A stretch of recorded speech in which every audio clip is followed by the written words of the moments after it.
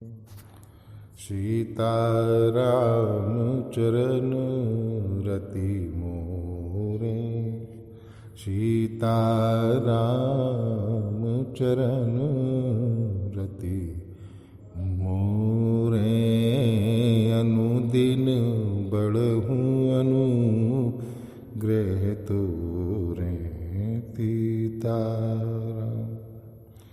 मन क्रम बचन कपट तज, जो कर भू शुरु सेव। मन क्रम बचन कपट तज, जो कर भू शुरु सेव। मोहि समेत विरंच शिव, बसता के सब देव। बसता के सब देव।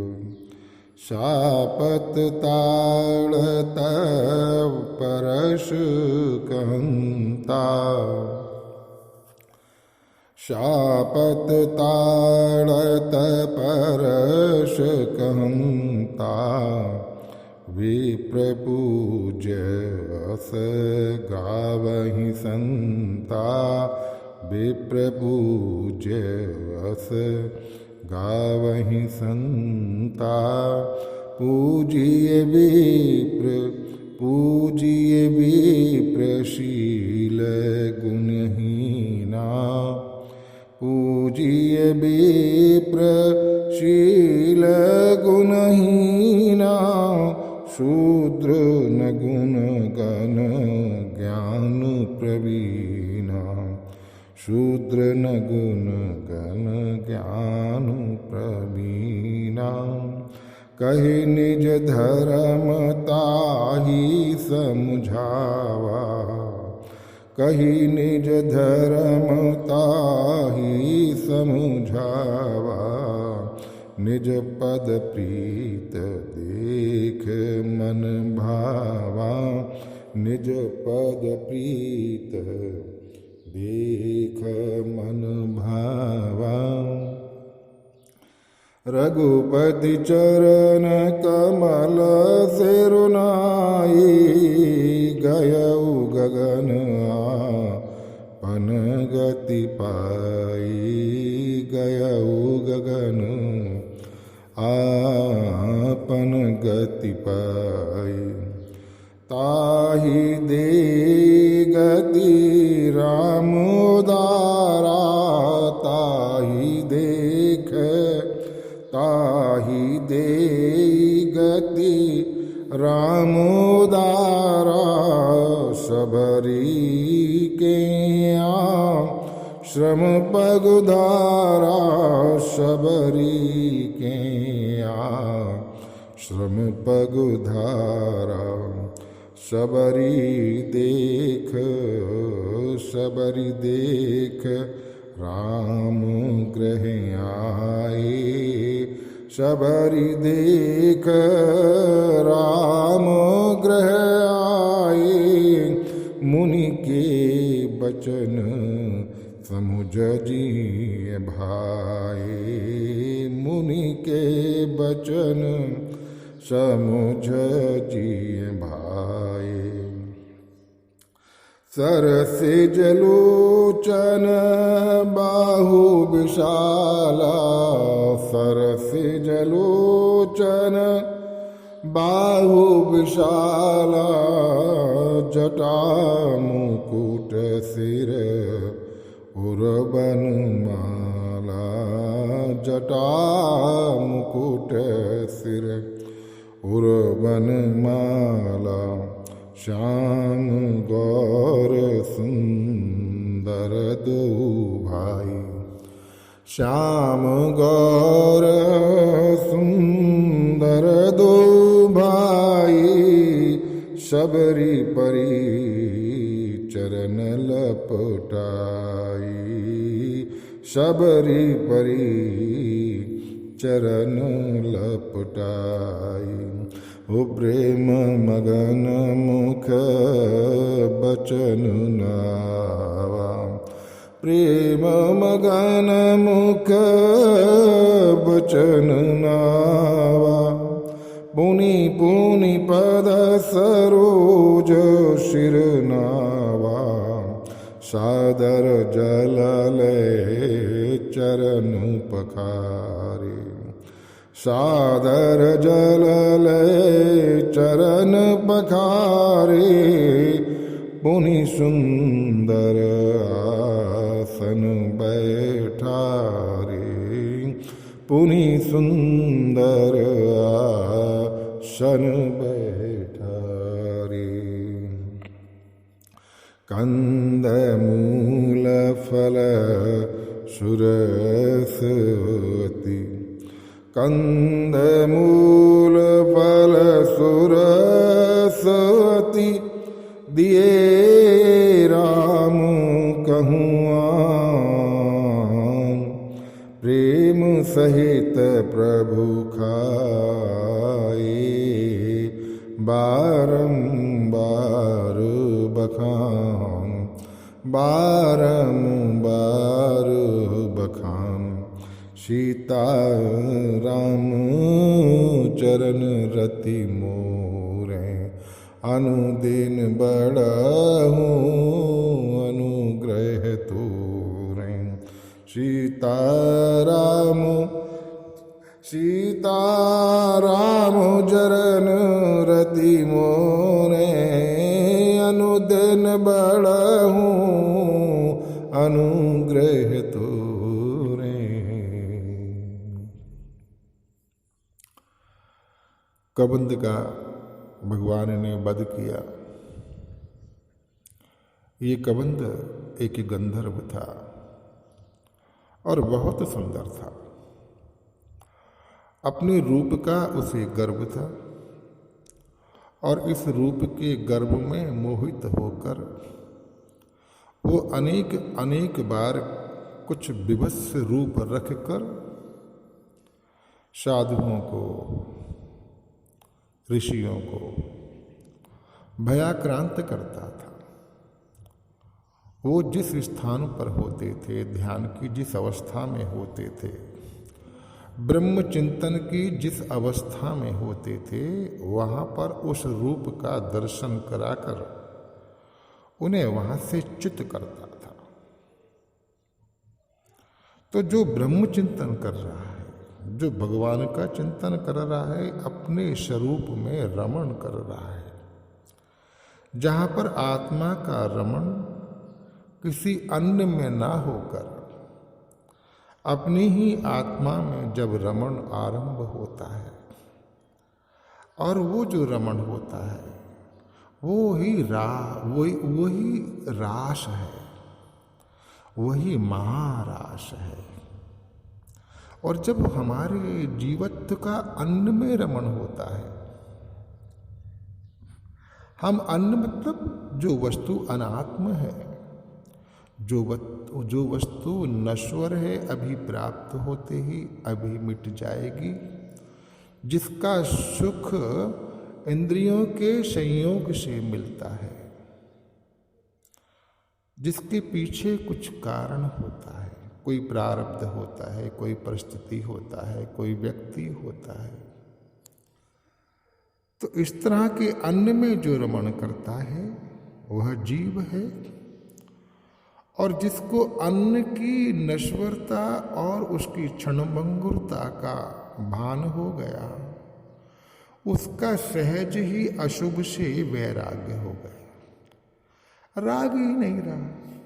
जब राग ही नहीं रहा तो निश्चित तौर पर उधर कोई रमण भी नहीं होगा और व्यक्ति अपने स्वरूप के संधान में लग गया, भगवान के श्री चरणों के अनुसंधान में लग गया, उनके प्रेम में लग गया। ये बड़ी परम पूज्य अवस्था है। जब जीव अपने अनेकों जन्मों के कर्मों को क्षय करता हुआ इस अवस्था में आता है कि जिसका निरंतर भगवत चिंतन में ही समय जाता है और वो भी सयास नहीं होता, अनायास ही बिगर परिश्रम के वो ध्यान करने के लिए, भगवान का चिंतन करने के लिए कोई परिश्रम नहीं करता कि आओ मुझे अब बैठ के 1 घंटा 2 घंटा भगवान की कथा सुननी होगी, ऐसा बताया गया है तो करना पड़ेगा, सत्संग करना पड़ेगा या ध्यान लगाना पड़ेगा। ऐसा कोई परिश्रम उस साधक में जब नहीं दिखता, जो अपने आत्म स्वरूप में स्थित होने के लिए उसमें ही रमण करता है और उसके साथ में जब उसका रमण खूब होने लगता है तो वो महाराज होता है और वह व्यक्ति ब्राह्मण होता है, वह व्यक्ति फिर ब्रह्मनिष्ठ होता है, वह व्यक्ति फिर विप्र होता है। उस ऐसे व्यक्तियों के साथ जब कोई द्रोह करता है, जब कोई उनके प्रति अपराध करता है, तो ये भगवान को उचित नहीं लगता। मतलब ये जो ब्रह्मांडीय व्यवस्था है वो भी अत्यंत प्रसन्न होती है कि जीव का जो परम लक्ष्य है अपनी आत्मा में स्थित होने का, ब्रह्म में विचरण करने का, अशुभ से मुक्त होने का, उसमें ये व्यक्ति यहाँ तक आ गया है तो अब इसको व्यवधान कम से कम मिले और कोई मात्र अपनी मनोरंजन के लिए या अपने स्वभाव से उन्हें कष्ट देता है तो ये भागवत अपराध है जिसको भगवान कभी क्षमा नहीं करते। ऐसा ही एक अपराध कबंध से भृगु ऋषि के साथ हुआ कि वो एक विवश रूप रख कर, जिसमें बड़ी बड़ी भुजाएं डरावनी और उसका माथा भी वहाँ से गायब और उसकी छाती में 2 आंखें और मुख लगे हुए, वो उन्हें उनके सामने एकाएक आ जाता है। अवश्य ही ऋषि के चिंतन में, रमण में व्यवधान उत्पन्न हुआ होगा। अनेक शास्त्रों को, संतों को श्रवण करके ये निष्ठा तो बन ही गई है कि ऐसी अवस्था में जो भी व्यवधान होता है किसी के द्वारा, वो भगवान को भी अप्रिय है और भगवान उसको फिर क्षमा नहीं करते, उसका फिर शमन उसको भोगना ही पड़ता है, जो अवश्य ही बहुत प्रतिकूल परिस्थितियों के रूप में अनेक जन्मों में आता है। तो ऋषि ने उन्हें श्राप दिया और श्राप दे करके कहा कि तुम जिस रूप में मुझे इस तरह का दर्शन दे रहे हो, तुम्हारा परमानेंटली ही ऐसा रूप हो जाए। ऐसी कुरूप विशाल भुजाएं, सिर गायब, दोनों आंखें और मुंह का थोड़ा सा भाग छाती में लगा हुआ। अब गंधर्व घबराया, बड़ी अनुनय विनय के साथ में। जो हो गया वो तो हो गया, किंतु बहुत अनुनय के साथ में गंधर्व ने भृगु ऋषि को राजी किया कि प्रभु मैं इससे मुक्त कैसे होऊंगा, ये जो अशुभ मुझे मिल गया है मेरे कर्मों के कारण, इस अशुभ से मेरी मुक्ति कैसे होगी। तो उन्होंने कहा कि जब भगवान स्वयं अवतरित होंगे और वो अपने वनवास काल में होंगे और जब तुम्हारी इन लंबी लंबी भुजाओं को, जिनको तुम जितना चाहो उतना फैला सकते हो, अभी उनको काट देंगे और तुम्हारा संस्कार करेंगे, अंतिम संस्कार, तो तुम अपने उस स्वरूप में, जो तुम्हारा स्वरूप था गंधर्व का, वो तुम्हें पुनः प्राप्त हो जाएगा। तो वहाँ से प्रभु वो संस्कार करके शबरी के आश्रम में पधारे।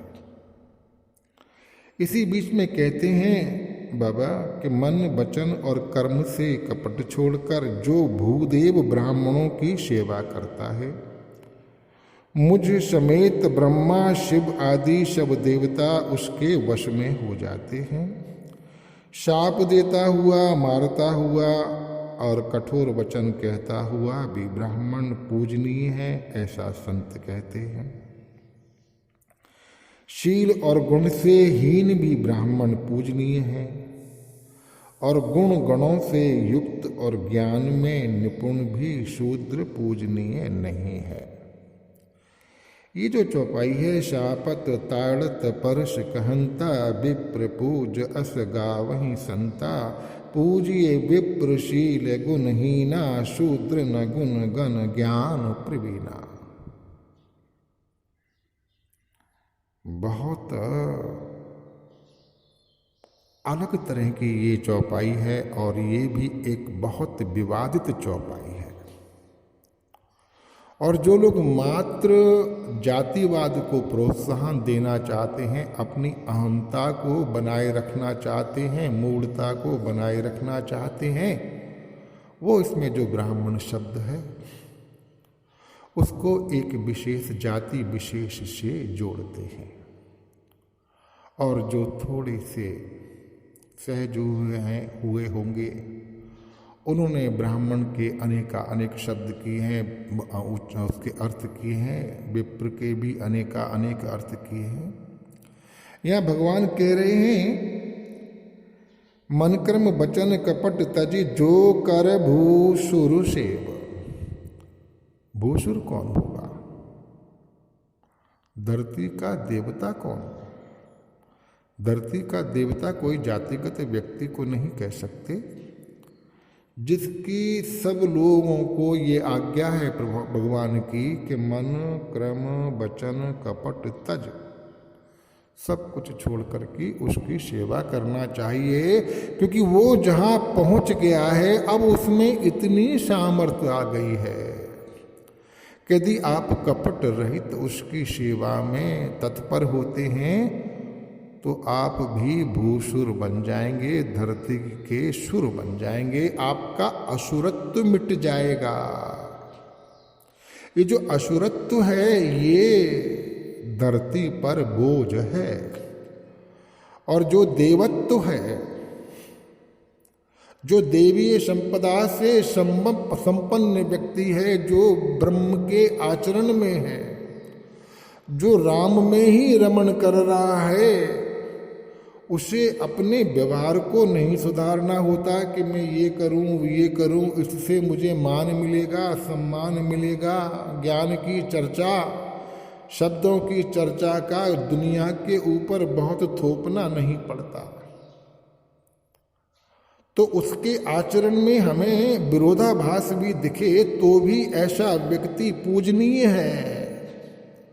और जो शूद्र है, जो अश्रुत्व से ग्रहित है, उसमें भी अब शूद्र को हम किसी जाति से जोड़ते हैं तो फिर हम मूढ़ता को ही उपलब्ध होते हैं, ऐसा मुझे लगता है। आपको जो लगता हो आप उसको स्वीकार कीजिएगा, और मुझसे गलती हो रही हो तो मुझे क्षमा कीजिएगा।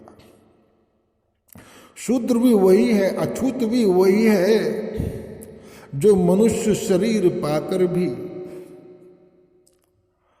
विवेक और बुद्धि का इतना भंडार पाकर के भी अपने असुरत्व को त्यागने की, छोड़ने की चेष्टा नहीं करता। सत्संग के माध्यम से इस जीवन की कितनी महिमा गाई गई है ग्रंथों में, शास्त्रों में, कि इससे व्यक्ति क्या नहीं पा सकता। जो व्यक्ति मनुष्य शरीर में आकर के भगवान हो सकता है, परमात्मा स्वरूप हो सकता है, आत्म स्वरूप हो सकता है, सर्वत्र व्याप्त हो सकता है, ऐसी उपाधि को जो प्राप्त कर सकता है इस मनुष्य शरीर में आकर के, वो व्यक्ति जब इससे च्युत होता है और वो अनात्म भाव में ही मोहित रहता है, वो शूद्र है।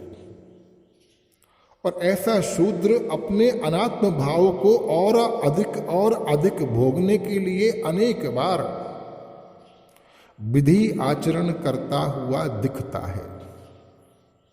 खूब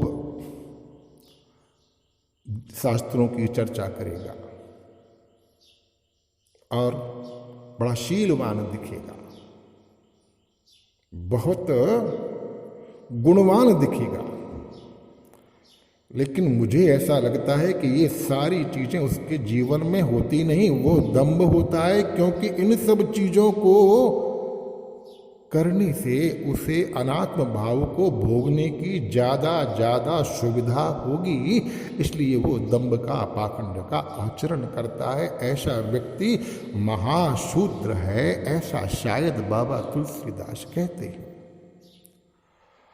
और इसको यदि हम ऐसा नहीं समझेंगे तो अनावश्यक तौर से हमसे दो अपराध होंगे कि जातिगत तौर पे जिसको हम शूद्र कह करके सरकारों ने, लोगों ने घोषित किया है, उनके प्रति हमारा द्रोह बढ़ जाएगा। और हो सकता है कि कभी ऐसी अवस्था में आ जाएं कि भक्त रैदास के श्री चरणों में लगने का कोई अवसर मिले और हमें उन्हें उनकी जाति का जो समाज ने दी है उसका स्मरण आ जाए, तो ऐसे अनुपम क्षण में हम च्युत हो जाएं। एक ब्रह्म ऋषि भगवान वाल्मीकि जी का हमें दर्शन हो गए, और जो कथा कथित लोगों ने उनको जाने किस जाति से जोड़ दिया, जबकि वो 100% ब्राह्मण वर्ण में ही थे। ब्रह्म ऋषि थे भैया, शरीर के धर्म की क्या बात करेंगे, जन्म के धर्म की क्या बात करेंगे। वे मिल जाएं और हम अपनी मूढ़ता के कारण उनके चरणों में नहीं करें, शरणागति उनकी ग्रहण नहीं करें, तो ये हम अवसर चूक जाएंगे। इसके लिए बाबा तुलसीदास और भगवान शिव ये सब हम सब जीवों पर अतिशय करुणा और कृपा करके ये उपदेश दे रहे हैं कि यदि कोई ब्राह्मण जो ब्रह्म ऋषि है, फिर से बात करता हूं, उसमें कोई गुण नहीं दिखे, वो शाप देता हुआ भी दिखे, क्योंकि ऐसा व्यक्ति जो ब्रह्म में आचरण कर रहा है उसका शाप भी हमारे कल्याण का कारण बनेगा। ऐसा जितने भी लोगों ने शाप दिए, अंतत गतवा वो सारे के सारे शाप वरदान में सिद्ध हुए। तो जो ऐसा व्यक्ति ब्राह्मण है, वो शाप देता हुआ, मारता हुआ और कठोर वचन कहता हुआ भी, क्योंकि वो भी यहाँ पर अपने आप को छुपाने के लिए विपरीत धर्म का अनुसरण कर सकता है। वो अपनी साधना में कोई विघ्न ना करे तो ऐसा दिख सकता है कि वो तो बड़े उदंड है महाराज जी, जब भी जाओ गालियाँ देते हैं, शाप देने लगते हैं, मारने को दौड़ते हैं। वो इसलिए कि जो शूद्र प्रवृत्ति से जो व्यक्ति ग्रहित है, जो अनात्म वस्तुओं की कामना से उनके आश्रम में बार बार आकर के उनकी साधना में, उनके रमण में विक्षेप ना करें, वो ऐसा दंभ भी कर सकता है, ऐसा आचरण भी कर सकता है, ये कहना चाहिए। तो कहते हैं कि वो ब्राह्मण भैया पूजनीय है, ऐसा संत कहते हैं। और शील और गुण से हीन भी ब्राह्मण पूज ली, उसमें कोई शील नहीं दिख रहा, कोई गुण नहीं दिख रहा, तो भी वो पूजनीय है, क्योंकि वो उस अवस्था में है जहाँ पर शील और गुणों की चर्चा की भी आवश्यकता नहीं है। वो और आगे बहुत आगे जो बिल्कुल निष्पत्ति है वहाँ खड़ा हुआ है। और गुणों से युक्त और ज्ञान में निपुण भी शूद्र पूजनीय है। मैं समझता हूँ कि इस पर मैंने अपने विचार काफ़ी रख दिए, इस पर थोड़ा मनन करेंगे तो इन चौपाइयों का थोड़ा बहुत अर्थ हमारे भीतर खिलना आरंभ होगा। और मुझसे कोई अपराध हुआ हो तो मुझे क्षमा करें। श्री राम जी ने अपना धर्म अर्थात भागवत धर्म कहकर उसे समझाया। अपने चरणों में प्रेम देखकर वह उनके मन को भाया। तदंतर श्री रघुनाथ जी के चरण कमलों में सिर नवाकर वह अपनी गति अर्थात गंधर्व का स्वरूप पाकर आकाश में चला गया। ये कबंध की मुक्ति का प्रसंग है। कबंध का भगवान ने उद्धार किया। भगवान को स्वयं उसका उद्धार करने के लिए आना पड़ा। क्यों? क्योंकि ब्राह्मण ने अतिशय कृपा करके कबंध को, उस गंधर्व को शाप दिया था। अब तो कुछ समझ में आ गया होगा मित्रों कि ये ब्राह्मण क्या होता है। इसके किसी भी आचरण से मोहित होकर के कुछ ऐसा ना कर जाएं कि हमसे भागवत अपराध हो जाए, भक्त का अपराध हो जाए, जो भगवान से ही युक्त है, आत्मा से ही युक्त है, जो अनात्म भाव से अतिशय दूर है, उसके प्रति कोई हमसे अपराध ना बन जाए। भगवान सावधान कर रहे हैं। ये भगवान श्री राम जी के श्रीमुख के वचन हैं। भगवत गीता में जैसे भगवान श्री कृष्ण के वचन हैं, उसमें हम अपनी बुद्धि को ना लगाएं, उनको समझने की किसी आचार्य से या सत्संग से या शास्त्र का सहारा लेकर के जो उनका तात्पर्य है उसको वैसा का वैसा हम समझते हैं, तो ये भी एक साधना ही है। उदार श्री राम जी उसे गति देकर शबरी जी के आश्रम में पधारे। शबरी जी ने श्री रामचंद्र जी को घर में आया देखा। तब मुनि मतंग जी के वचनों को याद करके उनका मन प्रसन्न हो गया। कमल सदृश नेत्र और विशाल भुजा वाले, सिर पर जटाओं का मुकुट और हृदय पर वनमाला धारण किए हुए सुंदर सांवले और गोरे दोनों भाइयों के चरणों में शबरी जी लिपट पड़ी। ताहि दे गति परम उदारा, शबरी के आश्रम पगधारा। शबरी देख राम गृह आए, मुनि के वचन समुझ जिए भाए। भगवान का दर्शन करते ही सबसे पहले जो शबरी को स्मरण आया वो अपने गुरु मतंग का आया कि उनके आशीर्वाद से मुझे भगवान के श्री दर्शन हो रहे हैं। वे प्रेम में मग्न हो गई, मुख से वचन नहीं निकलता, बार बार चरण कमलों में सिर नवा रही हैं। फिर उन्होंने जल लेकर आदर पूर्वक दोनों भाइयों के चरण धोए और फिर उन्हें सुंदर आसनों पर बैठाया। उन्होंने अत्यंत रसीले और सुंदर कंदमूल फल लाकर श्री राम जी को दिए। प्रभु ने बार बार प्रशंसा करके उन्हें प्रेम सहित खाया। हरि शरणम हरि शरणम हरि शरणम हरि शरणम।